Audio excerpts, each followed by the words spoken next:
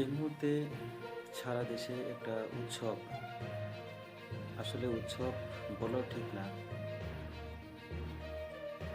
কারণ উৎসব তখনই হয় যখন সবারই অংশগ্রহণ সেখানে থাকে।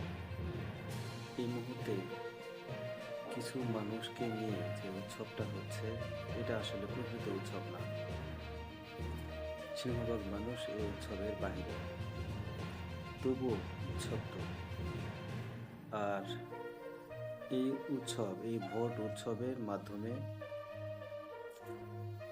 বিগত 18 মাসের অস্থায়ী একটা সরকারের পরিবর্তন হতে যাচ্ছে। একটি নতুন সরকারের আগমন ঘটতে যাচ্ছে বাংলাদেশের। আর আমার পক্ষ থেকে এবং বাংলাদেশের মানুষের পক্ষ থেকে, সাধারণ খেটে খাওয়া শ্রমজীবী মানুষদের পক্ষ থেকে আমি এই নতুন সরকারকে অভিনন্দন জানাই।